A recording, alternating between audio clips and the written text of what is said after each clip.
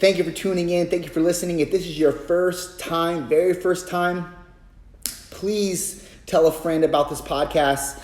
I appreciate you 100%, Lord. Guys, I said Lord. I'm so used to saying I appreciate you, Lord, that I said I called you Lord. Anyways, you're clearly not Lord. But guys, if it's your first time, I am a personal trainer. I have my own private studio space that I work out of, and I train all my clients personally and privately. The podcast is something that I just do kind of on the side. It's something that gives me inspiration. It's something that gives me encouragement as well to keep on in my own journey, my path. And because of that, I like to share kind of a little bit about me in the podcast and what applies to me, because some of it can apply to you. And being a personal trainer, fitness is something that I keep up on all the time. It's something that's a part of my life. It's just part of my identity. And truth be told, I'd be doing it even if I wasn't a personal trainer. I would be consistently being avid in the gym and not just a gym goer, but I would be avid in some type of a weight training routine. And so I've adopted the whole principle of this last probably few weeks going really heavy on Saturdays in my own personal program. And so on this heavy day on Saturdays, I'll go in and I'll do heavy box squats, I'll do heavy rack pulls, and I'll do farmer carries, and I'll do trap bar deadlifts, and et cetera, right? But, just a few movements, but very heavy. The intensity is high. And I went in this last Saturday, and I really wasn't feeling like lifting. I mean, I was, but I wasn't feeling the anxiousness that I normally feel going into a Saturday session. And I don't know what it was. I mean, I eat the same. I feel like I manage my stress the same. Everything is all the same. I think these heavy sessions have caught up with me. And it's not just the heavy sessions on Saturday, but I'll also go sometimes heavy during the week as well. And so I think it's just a commonality of a central nervous system kind of fatigue a little bit, adrenal fatigue a little bit. But my one thing that's super stronger than any kind of muscle that I have is my willpower and my discipline. And I don't say that out of conceit. I say that because that's something that I have made. I have chiseled out in my own programming and who I am and my identity and everything. That's something that I have produced. I'll take full orchestration over that, because something that can easily take somebody out doesn't have to, but it can if you have a weak willpower and if you have a weak self-discipline. And that's not, I'm so grateful to say that that's something that I've never really had a problem with. When it comes to something that I really love. If it's something like math class, well, I hate that, and I'm not going to really care about, having discipline and willpower, getting my math in check. And that's something that I've always had a problem with in grade school. That's why I use it as an example. I hate math. But anyways, I'm very disciplined in the context of furthering my best efforts. And I don't think I know, weight training has taught me how to be that, how to be more disciplined and have more of this violent impetus towards progressing and showcasing the best that I can be. And I think because it has to do around a physical nature that I have to produce. And I'm better at physical things than I am at mental things, I think. And, math is a perfect example of that. I hate math. That's more mental, or that's more of a thought thing that I have to produce than picking up weights and being in training. But on that same notion, you also have to be psychologically strong, right? If you're producing an intense effort in a set, you have to be psychologically strong to get through that and have the mental grit to persevere through that set. And albeit one set, if you're a lifter, you know that these little small increments that you produce in your weight training sessions, they make you better. Each subsequent set makes you better. And so the last Saturday, yesterday, I went in and I kind of just was going to go through the motions. I wasn't going to exhaust myself, but there again lies my discipline, and it rears its head because I can't just go in and just do it, just to do it. I have to be all in. And 9 times out of 10, what happens when I'm all in, I start firing more than I thought I was going to fire before I even got into the gym and started the session. So what I ended up wanting to be a more therapeutic session. I know it sounds crazy to say therapeutic when you're lifting heavy, but the lifters know what I'm talking about. It just was more of a mediocre session. My heart got in the way, and I couldn't just produce a mediocre session. And it doesn't help when you have very encouraging and boisterous songs blaring in your ear that are giving you constant, motivation to just plug through and just annihilate the set that you're in. And for me at the time, I remember it. I was doing box squats, and I had this number I was going to reach. I was going to go to 5 or 6. But I had Rob Bailey, Beast, playing in my earphones. And for those of you who don't or have never heard that song, please look that song up. Beast remix by Rob Bailey and the Hustle Standard. And if you don't get lit on that song, if you don't get hype on that song, I don't know what your problem is. Because that song takes me from a 9 to a 16, like instantly. So in my own head, I'm thinking I'm a beast. I'm not a beast, and neither are you. We're all not beasts. We're just, we're trying. But I was immensely intense in that session, not only psychologically, but physically. I was firing, right? But that took out a lot of central nervous system output. It took a lot out of me to do that one set, because I went from 6 rep or 5 reps to doing 3 more reps. And I know that doesn't seem like a whole lot, but when you got a lot of tonnage on your back, that is a lot, especially when you came in there and you didn't want to even do the same amount of weight that you are ending up doing now, and you're doing it for more reps. It's draining. And to those of you who are in this type of sport, you'll understand. And that's the first thing I did. I went on to the next exercise, but I was kind of blunted for the next exercise and the next exercise and the next subsequent exercise. But I did all my work, and I ended up actually doing more than I wanted to do on all the exercises, guys. Like it wasn't, I don't say that to boast or anything.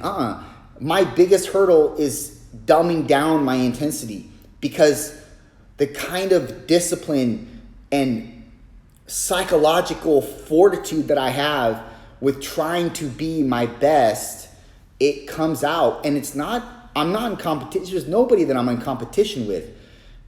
I'm not looking at the next guy and thinking I got to lift more than him. That's not where I derive my thrust. I derive my thrust from just challenging myself. And for instance, Saturday, I didn't really want to go in and train that hard. I ended up training super hard. And I'm actually irritated at the fact that I did it, because now my lumbar spine is feeling even more compressed than it was before. And I'm getting up off the couch like an old man, and it's just irritating. So I'm not saying that that's not something that I take back, and I know that the pain will subside or go away, but it's something that I knew better, but I went in anyways and I did it because I wanted to keep producing. And that sometimes can be a deterrent for somebody like me, maybe somebody like you. you want to be better, you want to continue your efforts, but at the same time, sometimes it may be hurting you. But here's the silver lining in all that. Did it really hurt me? Am I really worse right now? Am I debilitated? All of those I can answer and check off with no. And the reason why I'll never take back that type of that what I ended up going through on Saturday, I'll never reverse that even if I had the chance, was because if anything, it got me more psychologically stronger than I already am. And I mean that just authentically, because that's something that it's hard to produce that in most people today, because I did a whole podcast on being disciplined. And sometimes you just can't be in your feelings, at least for me in that day, because I could produce, but I was kind of wanting to stay home, or I kind of just wanted to, I don't know, I just kind of wanted to not train as hard. And I went in there with the initiative to take that I was just going to go through the movements, challenge myself, but not be obliterating. And I obliterated myself. A lot of compound movements. Again, even with, now my spine is feeling it. And even if the technique is correct, guys, the spine is going to be, all those axial loaded movements compress the spine. It just, it is what it is. You feel it the next day. It's not like a muscle pain. It's a bone jarring pain, like a deep bone pain. But anyways, it'll go away. It'll supersede. It'll be fine when I come up on Monday or Tuesday to go train again. But sometimes you just can't be in your thoughts so much. Sometimes you just have to produce. And it's the same thing between your own, what you got going on in your life, your job, your work. That is your work. Your job, your extracurricular activities. Like, there may be something that's super important to you, but because it seems like it's nothing right now, it's so invisible, you feel like it doesn't count, it doesn't matter. And with all the people plugging their workouts on Instagram and trying to get clout and praise and all that, guys, the reps that matter the most are the covert reps, the ones that are unseen, the ones that you go in and you do a workout and no one knows about it. Because those workouts are the ones that are plugging you towards and bringing you into an impetus in your fruition of your entire body, of your aesthetics, of your physical, of your metaphysical, of your psychological. Those are the ones that matter the most when you don't really want to go, when you don't really want to produce. Those are the ones that matter the most. And there's a fine line between understanding, look, I'm debilitated. I don't want to go in the gym because I'm just going to mess something up, and being lazy or being too in your feelings. I'm advocating against being too in your feelings, because your body is very, very resilient. And even though it seems like I might mess something up, I might injure, you're probably going to be okay.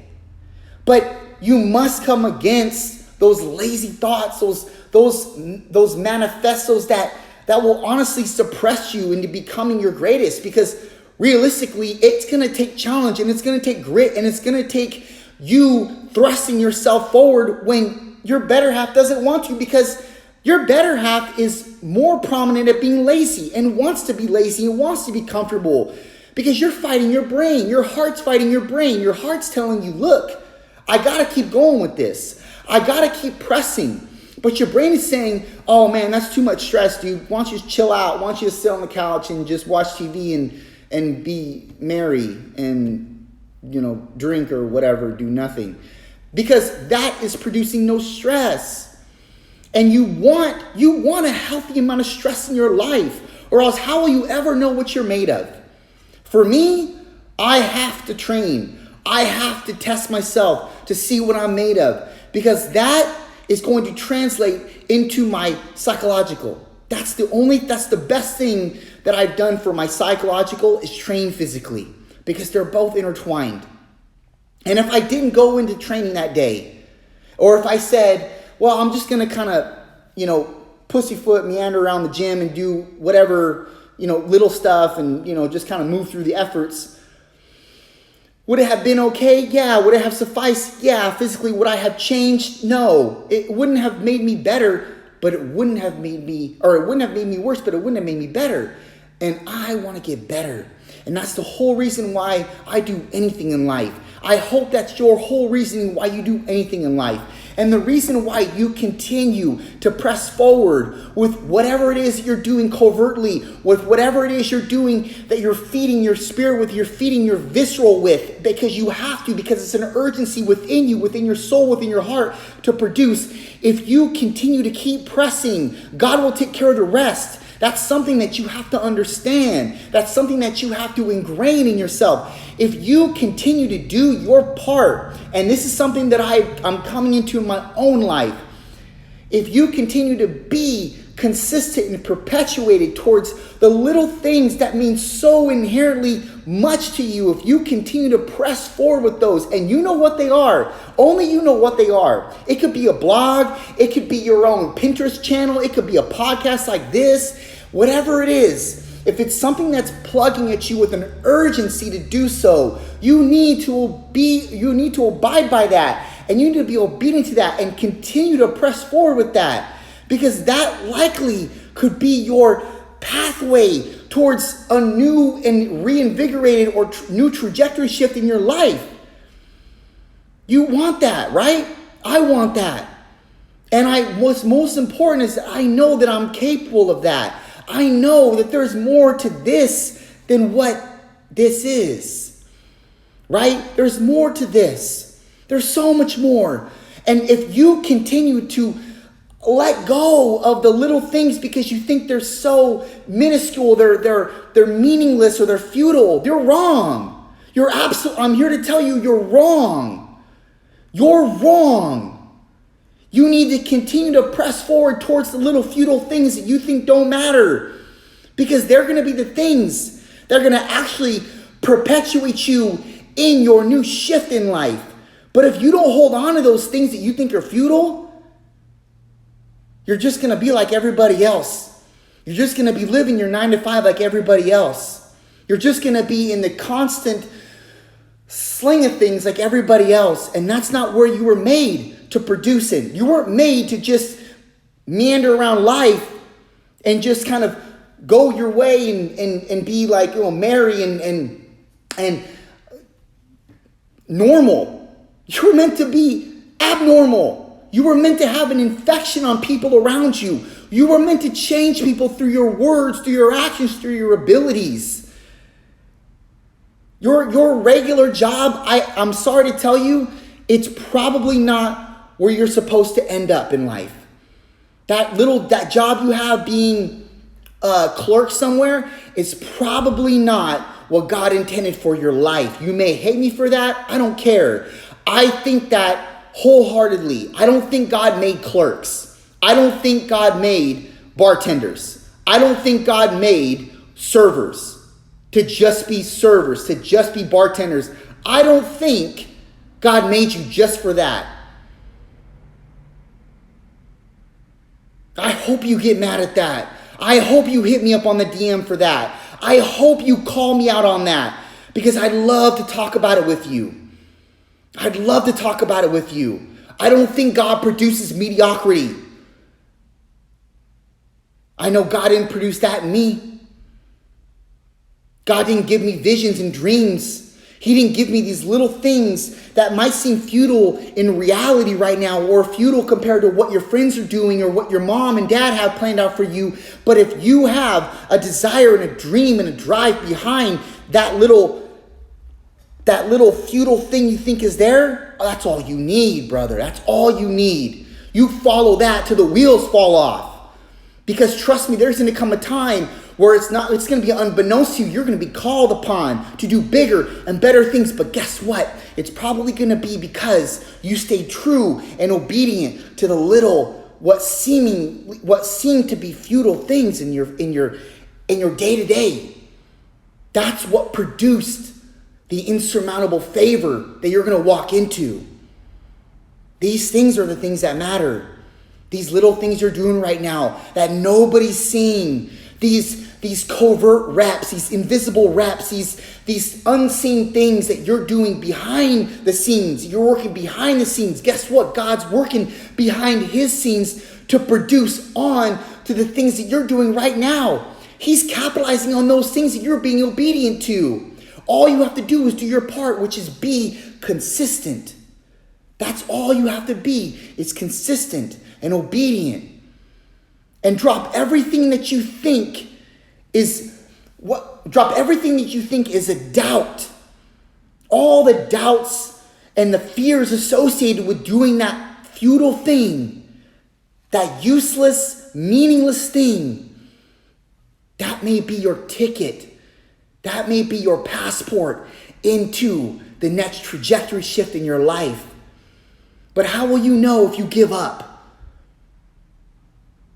How will you know? You won't know. And that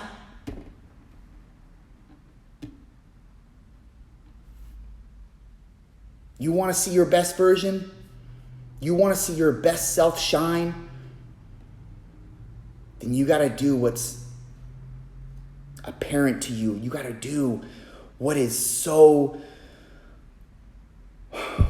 identifiable to you and so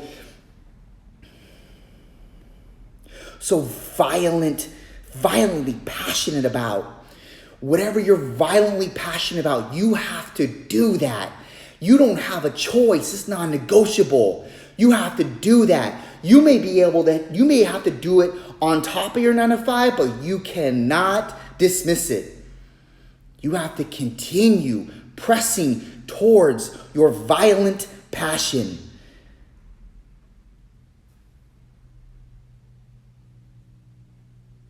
That's all we're all doing. That's all I'm doing. You're not going to understand right now. You're not going to understand maybe in 5 years from now why you're doing it. But if you continue to pick up the pieces every single day, continue to flip the switch on every single day, those little switches, those little incremental, meaningless acts done daily